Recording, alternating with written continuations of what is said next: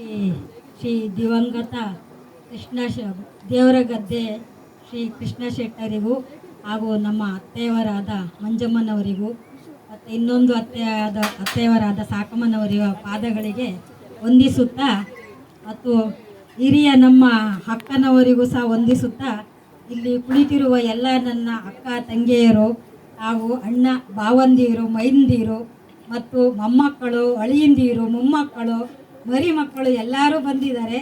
ಇವತ್ತಿನ ದಿನ ತುಂಬ ಸಂತೋಷ ಆಗಿದೆ. ಈ ಕಾರ್ಯಕ್ರಮ ಮಂಜಪ್ಪ ಹೇಳಿದ್ರು, ನಾನು ಇಯರ್ ಎಂಡಲ್ಲಿ ಒಂದು ಕೊಟೇಶನ್ ಕಳಿಸಿದ್ದೆ.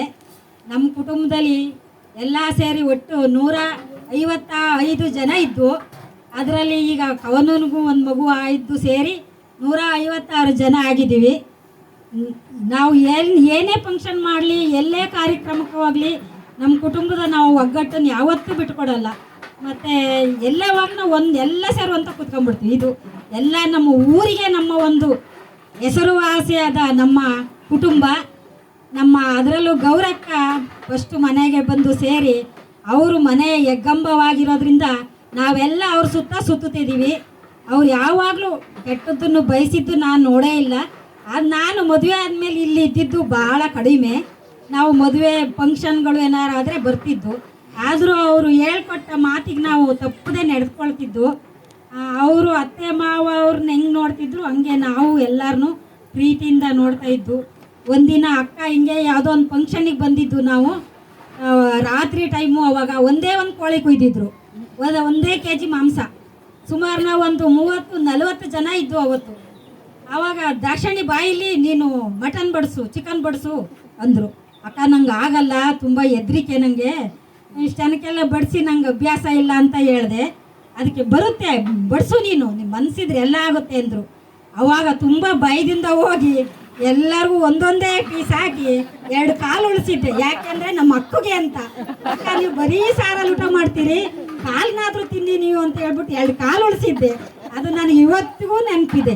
ಹಾಗೆ ನಾವೆಲ್ಲ ಅಕ್ಕ ತಂಗಿಯರು ಸಹ ಅವ್ರು ಹೇಳದಂತೆ ಕೇಳಿಕೊಂಡು ನಮ್ಮ ಕುಟುಂಬವನ್ನು ಚೆನ್ನಾಗಿ ಉಳಿಸಿ ಬೆಳೆಸಿದ್ದೇವೆ. ಅವರ ಮಕ್ಕಳು ಅಷ್ಟೇ, ಗಂಡು ಮಕ್ಕಳು ಎಲ್ಲರೂ ಅಷ್ಟೇ ನಮ್ಮ ಕುಟುಂಬದ ಗೌರವವನ್ನು ಎತ್ತಿಡಿದ್ದಾರೆ.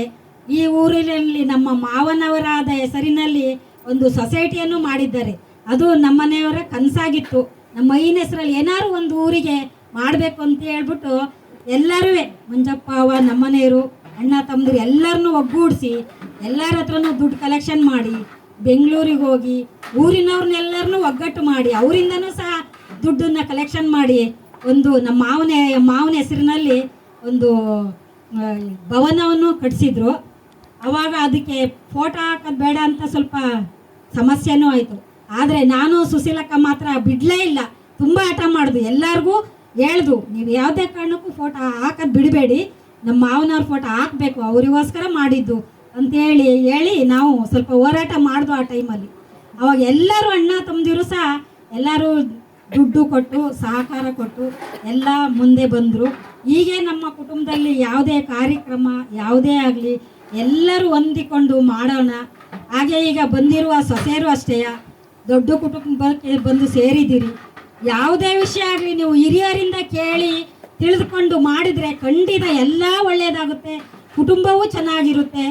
ಅಕ್ಕನಂತೆ ನಾವೆಲ್ಲರೂ ನಡೆಯೋಣ ಅಂತ ಹೇಳಿ ಅವರಿಗೆ ದೇವರು ಇನ್ನೂ 100 ವರ್ಷ ಆಯಸ್ಸು ಕೊಡಲಿ ಅಂತ ಬೇಡ್ತಾ ಎಲ್ಲರಿಗೂ ವಂದಿಸುತ್ತಾ ನನ್ನ 2 ಮಾತನ್ನು ಮುಗಿಸ್ತೀನಿ.